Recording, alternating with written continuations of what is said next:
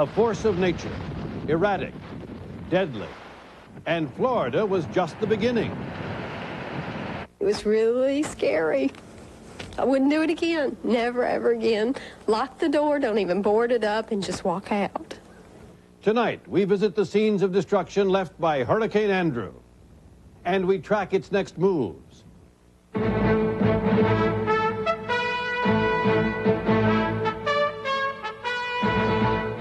This is ABC News Nightline. Substituting for Ted Koppel and reporting from Washington, Sam Donaldson.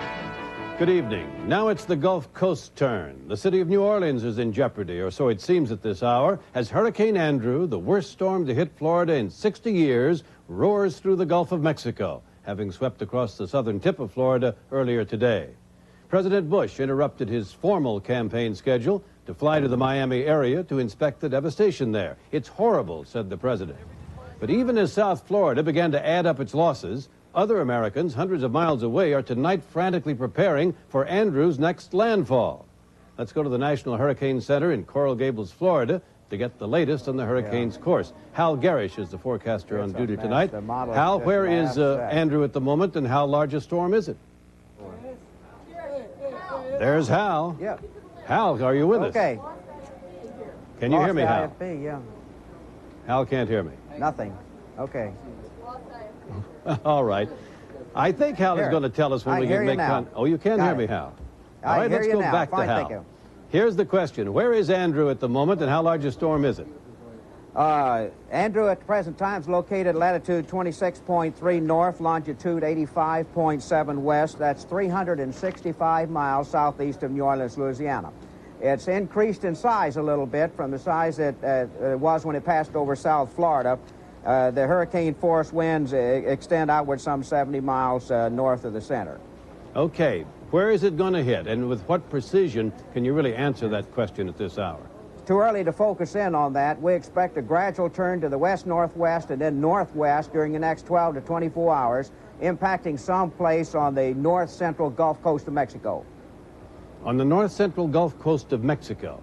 That's right. So in other words, instead Gulf of Mexico. Gulf of Mexico. All right. Well, there's a difference, Hal, because we've going to show at the moment, I think we have it, the splayed map that you put out earlier this afternoon, which shows the probability of Andrew hitting in New Orleans or that area. Do we have that map? There it is. Now tell us how you make this probability, because the map we're showing at the moment, Hal, says that there's a 15% chance that it's going to hit near New Orleans to the south, a 25% chance directly toward the city of New Orleans, and a 15% chance to the north. Okay, these probabilities are based on our errors that we've had for the last 10 years. We know precisely what our errors have been, and we are forecasting a track. Based on that track, we use our error levels for that particular area and determine what the probability is that it will not be on that track. It might be to the right or to the left, or too fast or too slow. And so these probabilities give you a very realistic feeling as to the potential for the hurricane to be in your area within a 65-mile radius of that area in the next 72 hours. Well, in the next 72 hours, Hal, what are the factors that will determine whether this hurricane veers one way or the other? Okay, our last run of models is beginning to show some funny business as far as the steering currents are concerned. The steering currents are fairly steady for the next 24 hours.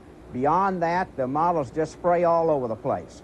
So we'll have to see if that clarifies a little bit tomorrow in order to try to determine where to focus the landfall, if there will be a landfall. We feel there'll be a landfall somewhere in that north Gulf Coast area. You said the hurricane has intensified slightly. Is there any way to predict whether over the next 72 hours it will continue to intensify, or you're just going to have to wait and see? The water of the Gulf of Mexico, the shelf water in particular, is very warm right now, and that would support certainly continued hurricane Category 4 strength. I wouldn't be surprised to see it fluctuate a little bit more before landfall. It could even be a little stronger than it is now. But it's not a Category 5 storm at the moment, which is the top. Not at the moment, and we really have difficulty predicting the extreme event.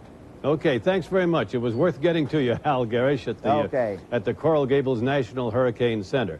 Let's go now to New Orleans. As you heard Mr. Garrish tell us that it is not certain at all that the city of New Orleans is going to be hit. But there is a probability, if the course remains as it is at the moment, that Karen Burns, where you are, is going to be awfully wet and awfully windy in 72 hours. By the way, where in New Orleans are you? I am on Highway I-10 going west, Sam. In fact, that's probably the one way out of this city. People here are taking very seriously what Hal has said. They turned on their televisions this morning and saw what happened in Miami, and I think they began to realize they better take a close look at their own area. They began this morning by stocking up on food, on water, on canned goods, on all the things you might expect, plywood and things that they need to board up their homes, gas. The gas lines were long. But they also had to do another thing. New Orleans is a little different than Miami, and it's rather striking and could be very dangerous. New Orleans is 9 feet below sea level. So people here were preparing sandbags. 22,000 sandbags were put together because they've got to actually try to blockade themselves in, to build a wall around the city to keep the floodwaters from coming in.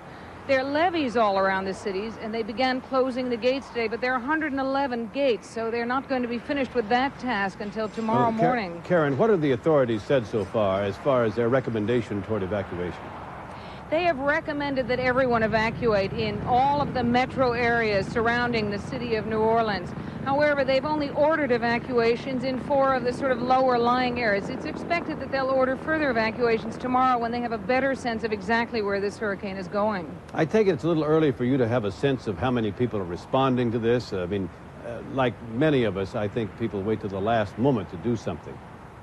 I think that's true. I think that concerns officials here a little bit. Some of them have said tonight, we wish that people were a little faster in getting out of here because there is just one really good route out, and that's the route here behind me.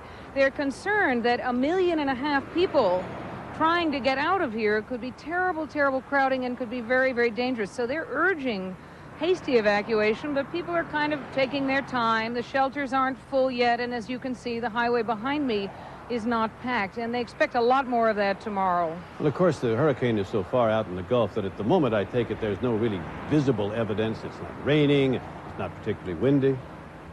No, it's really none of that. What it is very, very humid, and I think that, well, I guess Hal can discuss that better. May I just say to you, in New Orleans, it's very, very humid most of the year. Right.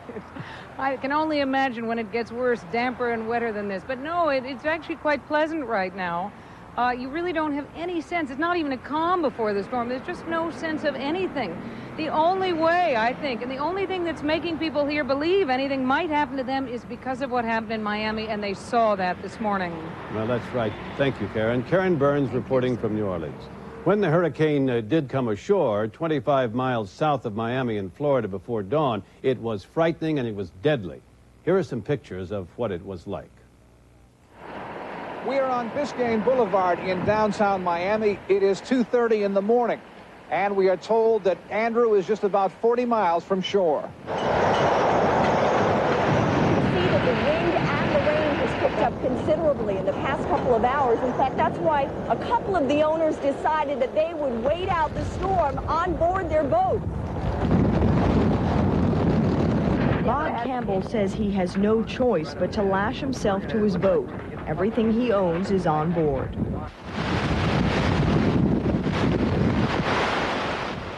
Elsewhere in the Grove, the storm's progression could be tracked by following broken branches and tree limbs. It's almost 5 minutes before 4. Tree limbs falling right and left. And this has only really been in the past 10 minutes. 4:30 a.m. WPLG Channel 10's relay tower wavers, snaps, and collapses with a frightening crash, taking the station off the air. And even our steady photographer, Sean Phillips, could just not hold it as the wind was going crazy. The surf was very high. Our Channel 10 news van felt as if it would be blown over. After hours of anticipation, Andrew had arrived.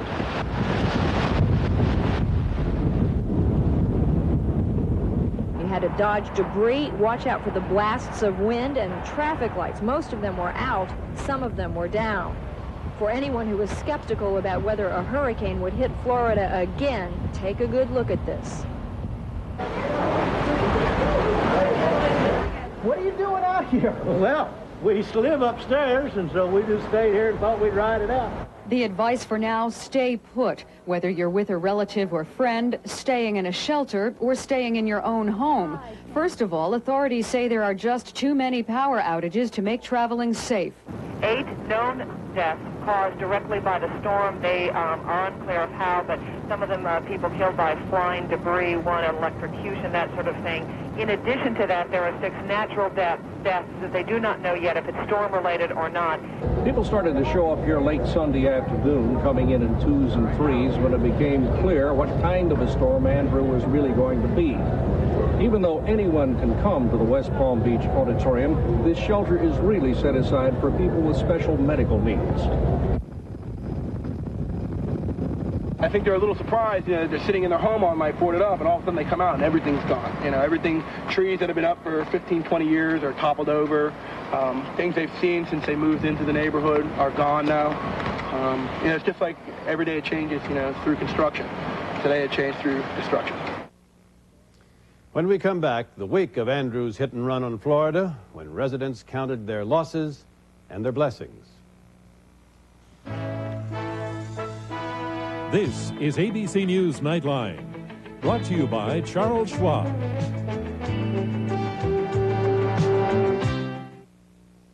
Some full commission brokers are finding more and more ways to charge more and more fees, even annual fees on IRAs, just for the privilege of doing business with them. But not us.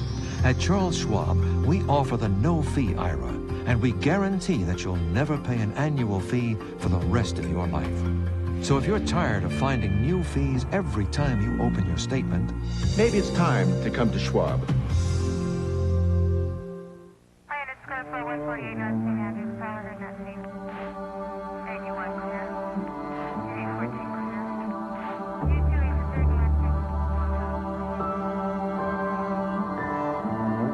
Of all the things around your house that need batteries, there's one thing that needs a good, fresh battery most of all.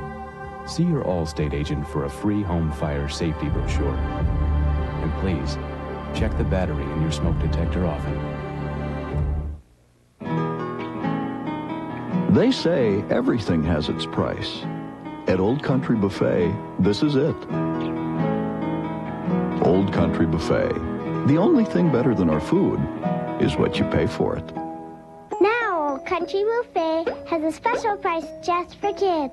It's 29 cents for every year that you're old, so you can eat all the good stuff, and it hardly costs anything. Old Country Buffet, it's a great place for kids. Afterwards, she would wander through the room, exploring it. She would open drawers, look at herself in his shaving mirror. Oftentimes, she would place his pipe between her teeth, the one he kept on his night table among the lemons, the lumps of sugar, and the jug of water. It took them a good quarter of an hour to say goodbye. Obsession for Men, Calvin Klein.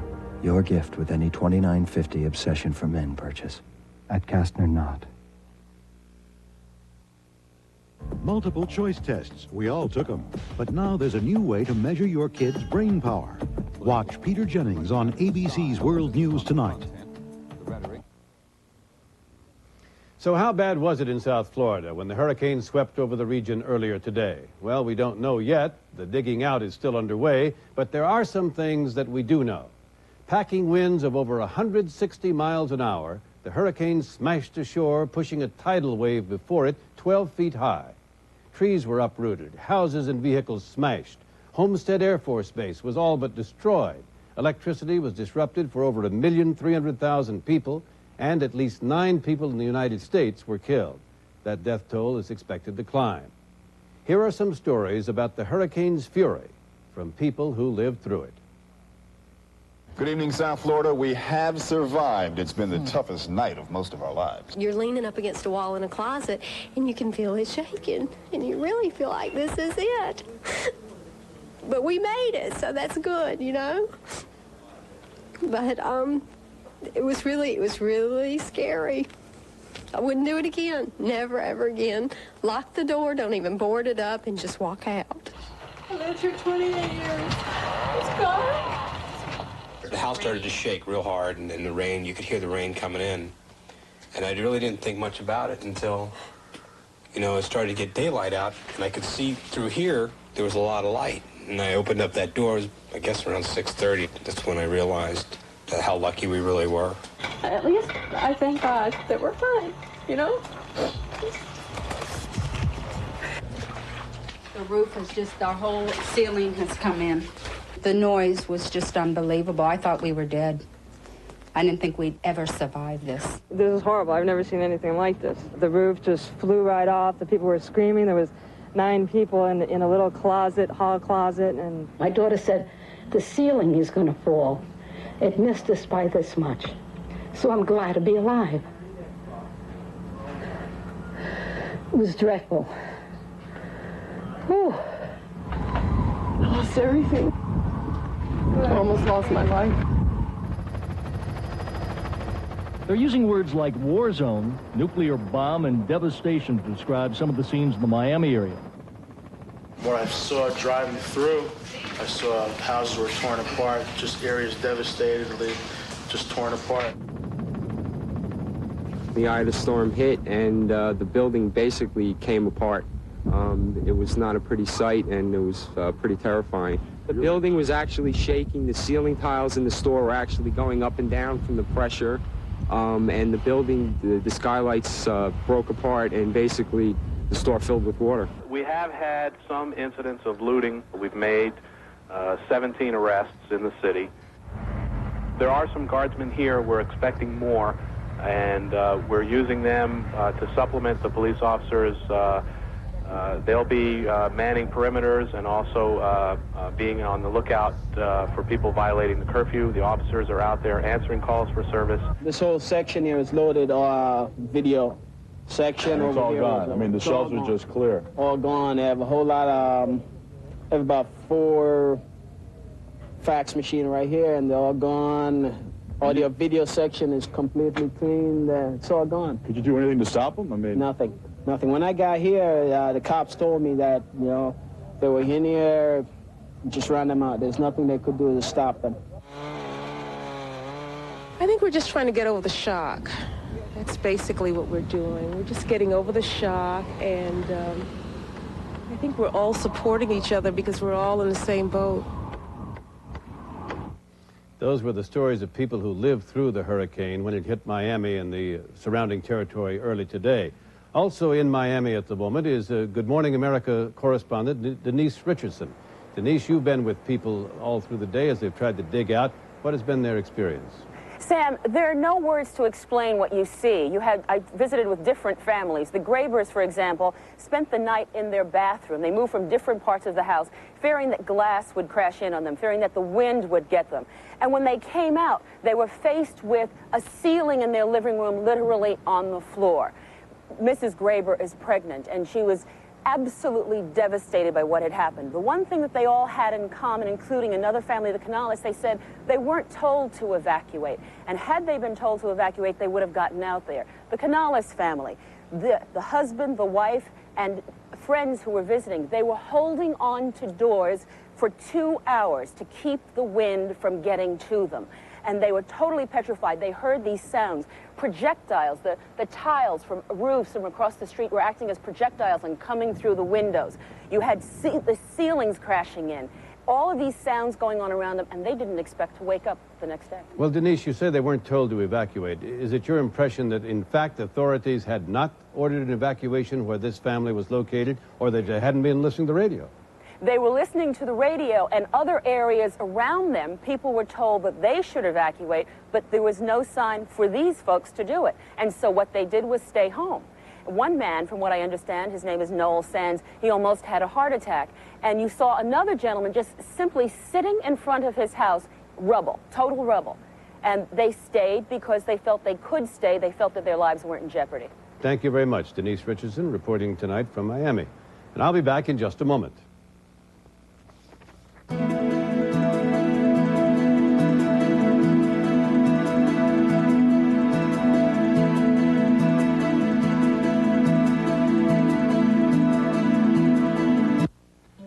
Finally, a chance to get away. Moments like this call for Gold MasterCard. We could find a romantic hotel. In Paris? It has the added credit you've earned. You could sneak off to the beach. Yeah, Maui. Plus, no card is accepted in more places at home and abroad. Or we could take a trip we'll all remember. Gold MasterCard, the best gold card to master the moment. Whoa, you looked scarier 25 years ago. Did I? You looked scared. I don't know. I thought I hit it well for an innocent girl. You were innocent for the 60s. Any regrets? None. You? Just one. What? That I waited 25 years to give you this. The 25th anniversary diamond, a brilliant celebration of the loving marriage. I've got goosebumps. Well, you've given me goosebumps for 25 years.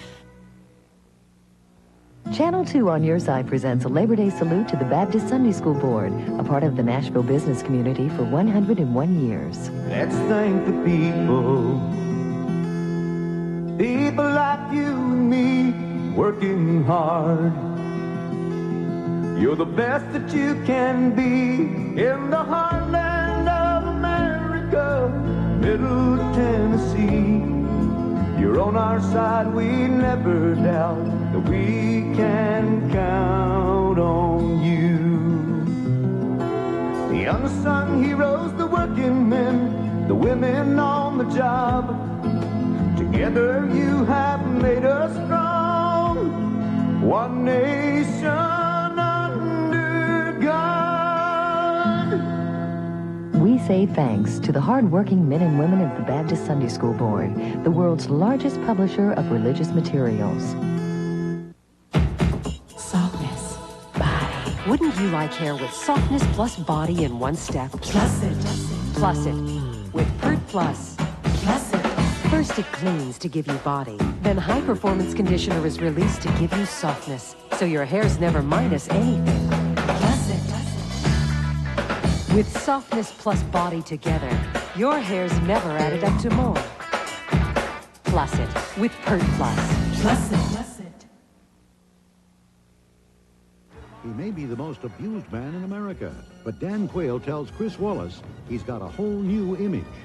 You decide. Watch Primetime Thursday. Let's talk again to Karen Burns, our correspondent in New Orleans, and to Hal Garish at the National Hurricane Center in Coral Gables. Karen, in New Orleans, aside from evacuation completely by fleeing across that causeway, I understand there's another plan in the city. What is it? Well, there are a number of suggestions, Sam, and one of the most interesting, I think, and it pretty well explains the predicament officials are in here, is that they vertically evacuate people. That is, that if people cannot get out in time on these highways, they'll take them downtown to the city's high-rise buildings and put them on the higher floors and just keep them there until the hurricane passes by. There's a real concern here that people aren't going to get out of here fast enough. There's only this highway behind me, I-10 West, and I-10 East, which goes into lower-lying areas. So if they don't get out in time, officials have had to think of some way around it, and that's going right up to the high floors of their highest buildings. Well, Hal Garish at the National Hurricane Center, what do you think of the idea of evacuation vertically into the high floors of skyscrapers, or what amounts to skyscrapers in New Orleans? I go along with anything the emergency managers recommend for their particular areas, and I know it varies a little bit from place to place. Here in South Florida, we use vertical evacuation as a last choice. I know the situation there in New Orleans, and you don't have any other choice other than to do that, it seems to me. Well, are you telling us that the winds, if they approach 120, 130, 140 miles an hour, won't blow out the windows of those buildings?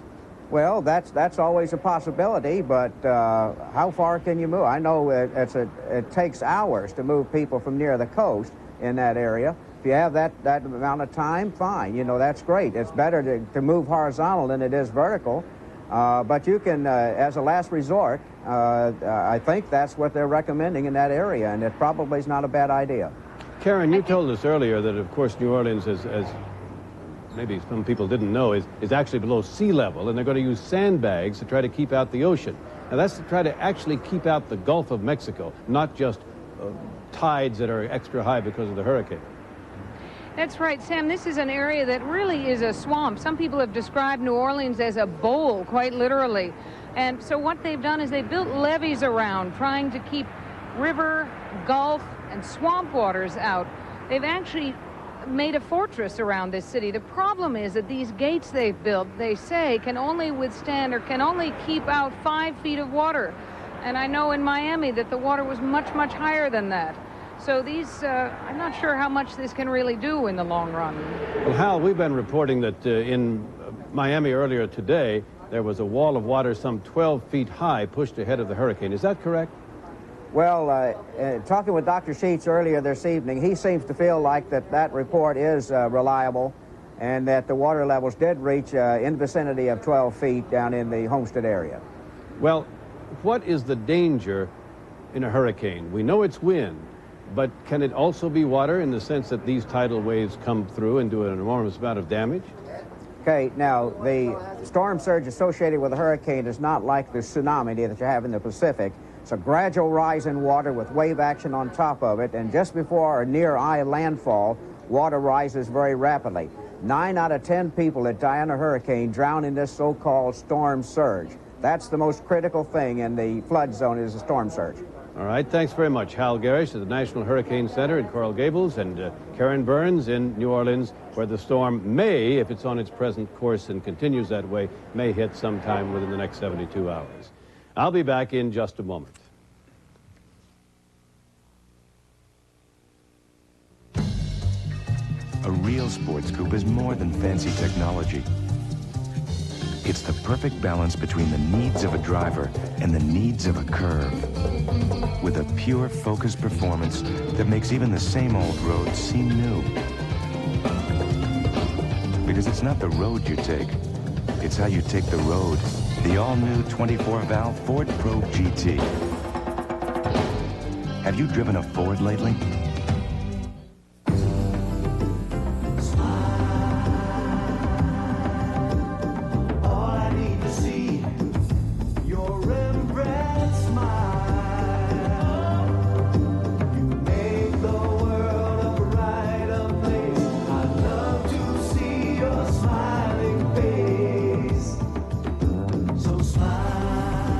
Whitening toothpaste. Over 40,000 dentists recommend it for clinically proven safe whitening.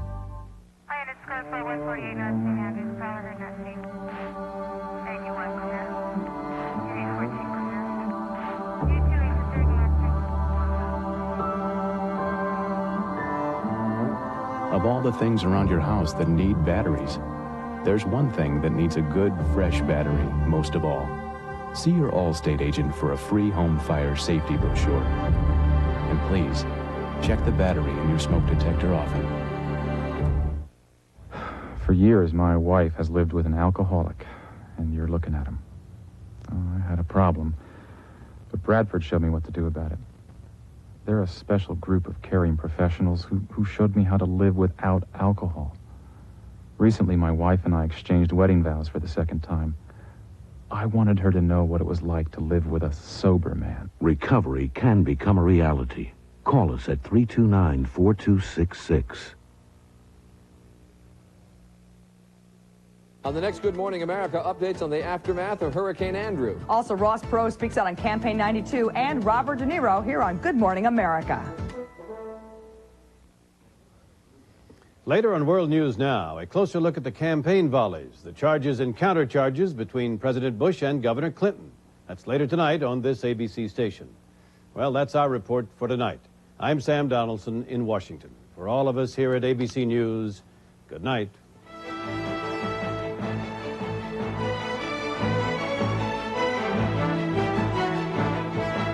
If you wish a videocassette version of Nightline, the cost is $14.98 plus $3.95 shipping and handling.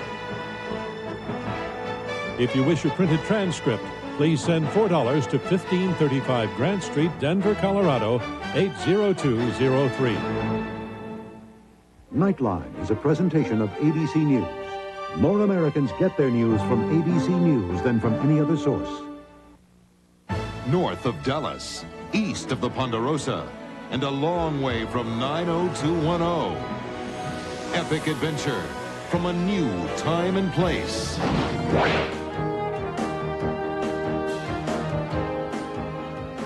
Coming tomorrow, Covington Cross. Purity, I've been using it, I'll say, 30 years. And can I say something else about it? Okay, the orange sherbet is the best you have ever eaten. It has little tiny pieces of orange in it, and